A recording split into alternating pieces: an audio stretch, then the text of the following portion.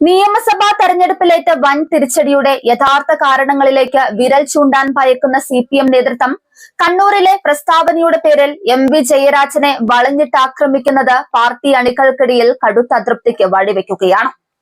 തോൽവിയുടെ ഉത്തരവാദിത്തം ഉന്നത നേതാക്കളിലേക്ക് നീളാതിരിക്കാൻ ജയരാജനെതിരെ തിരിഞ്ഞ് പാർട്ടി സെക്രട്ടേറിയറ്റ് വിഷയം മാറ്റുകയാണെന്ന ആക്ഷേപമാണ് താഴെത്തട്ടിൽ ശക്തമാകുന്നത്.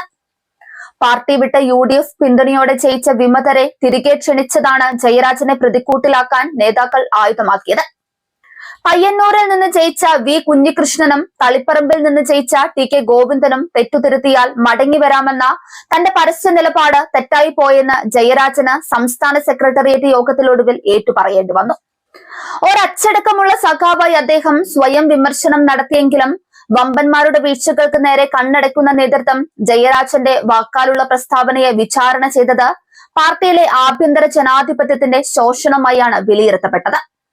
കുഞ്ഞികൃഷ്ണനും ഗോവിന്ദനും പാർട്ടിക്കെതിരെ കടുത്ത പ്രചാരണം തുടങ്ങിയ സാഹചര്യത്തിൽ ഇത്തരമൊരു പരാമർശം സംഘടനയ്ക്ക് അവമതിപ്പുണ്ടാക്കിയെന്ന് യോഗത്തിൽ പങ്കെടുത്തവർ ഒരേ സ്വരത്തിൽ കുറ്റപ്പെടുത്തി.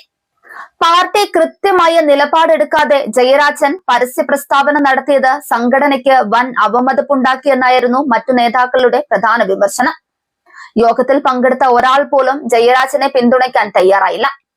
പാർട്ടിയിലെ മുതിർന്ന നേതാവായിരുന്നിട്ടും അർഹിക്കുന്ന പിന്തുണ കിട്ടാതെ വന്നതോടെയാണ് ജയരാജന് തന്റെ പരാമർശത്തിൽ പരസ്യമായി ഖേദം പ്രകടിപ്പിക്കേണ്ടി വന്നതും തെറ്റ് ഏറ്റുപറയേണ്ടി വന്നതും. കണ്ണൂരിലെ പാർട്ടി കോട്ടകളിൽ CPMന് കടുത്ത ആഘാതമുണ്ടാക്കിയാണ് കുഞ്ഞികൃഷ്ണനും ഗോവിന്ദനും നിയമസഭയിലെത്തിയത്. ജനങ്ങളെ തെറ്റിദ്ധരിപ്പിക്കാനും പാർട്ടി വിരുദ്ധ പ്രചാരണം നടത്താനും ഇവർക്ക് കഴിഞ്ഞിട്ടുണ്ട്. ആ നിലപാടിൽ നിന്ന് ഒരു ഘട്ടത്തിൽ പോലും മാറാതിരിക്കാനും പാർട്ടിക്കെതിരായ പ്രചാരണം ശക്തമായി തുടരുകയും ചെയ്യുന്ന ഘട്ടത്തിൽ അവരെ തിരിച്ചെടുക്കാമെന്ന തരത്തിൽ പ്രസ്താവന ഇറക്കിയത് ഒരു മുതിർന്ന നേതാവിൽ നിന്നുണ്ടാക്കേണ്ട രീതിയല്ലെന്നായിരുന്നു യോഗത്തിലെ കൂട്ടവിമർശനം. മാധ്യമങ്ങൾക്ക് ചർച്ചയുണ്ടാക്കാൻ അവസരമൊരുക്കുന്ന രീതിയിൽ ഇത്തരം സെൻസിറ്റീവായ വിഷയങ്ങളിൽ പ്രതികരിക്കുന്നത് ഒഴിവാക്കേണ്ടതായിരുന്നുവെന്ന് നേതാക്കൾ അഭിപ്രായപ്പെട്ടു.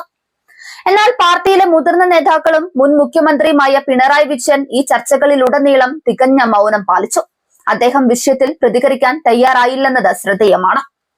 എന്നാൽ ചരിത്രത്തിലെ ഏറ്റവും വലിയ തകർച്ച നേരിട്ടിട്ടും അതിന് കാരണക്കാരായ കാരണഭൂതന്മാരെ തൊടാൻ മടിക്കുന്നവർ എളുപ്പത്തിൽ കടന്നാക്രമിക്കാവുന്ന ഇരകളെ കണ്ടെത്തി തടി തപ്പുകയാണെന്ന് അണികൾ ചൂണ്ടിക്കാണിച്ചു.